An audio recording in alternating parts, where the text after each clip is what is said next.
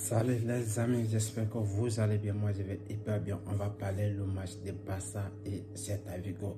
Le match était très serré. Barça a fait la remontada, les gars, la remontada. Si vous ne connaissez pas, je vais vous expliquer ce qui s'est passé.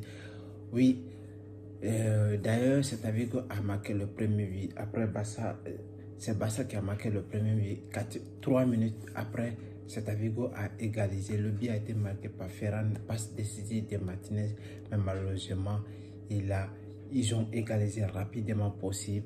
Mais Barça n'a pas se laissé faire. Et après la première mi-temps, Celta Vigo avait gagné 3-1. Et le Barça a fait la remontada jusqu'à 4-1, jusqu'à la dernière minute. Cela veut dire qu'ils n'ont rien lâché. Mais bravo et félicitations. Rafinha aussi qui a transformé cette penalty. Et Dani Olmo qui a montré sa capacité quand il est rentré. Il nous a montré quelque chose de quoi il est capable. Avec des espaces minimes, il peut créer quelque chose, il peut apporter quelque chose. C'est ça, cela veut dire.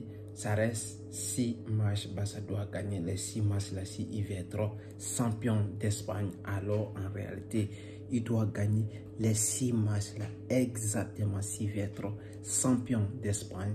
Alors s'il ne veut pas être champion d'Espagne, alors il doit perdre les 2 matchs parmi les 6 qui restent là. Alors il doit gagner ça obligatoire, les 6 matchs là. Ça c'est une bonne nouvelle. Et j'ai beaucoup aimé la mentalité des joueurs parce que c'était très important. La mentalité des joueurs, c'était incroyable parce que quand vous êtes mené 3-1 et vous levez, vous faites le travail à temps plein et vous arrivez à renverser cette situation. C'est le courage et l'énergie, c'est ça.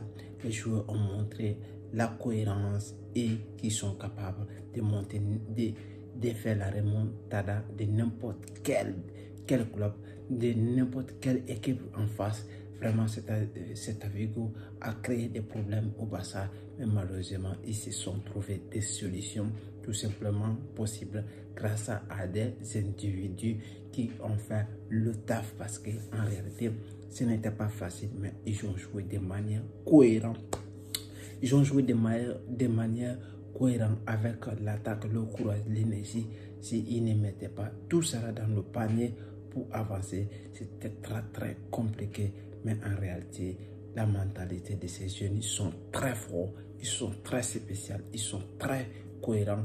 Et surtout, Dani Olmo, on peut lui saluer son courage jusqu'à la dernière minute là pour prendre cette ballon et protéger cette ballon là jusqu'à la défense adverse a fait la faute. Ça, c'était très important. Est-ce qu'il y avait faute ou non?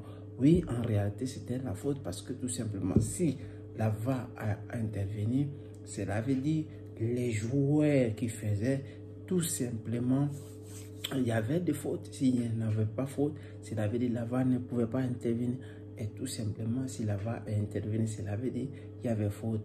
Alors les gars, si vous avez aimé, n'oubliez pas de commander le maillot. Nous avons et suivre maximum et ça va être hyper plaisir. Abonnez-vous à la chaîne et laissez des commentaires.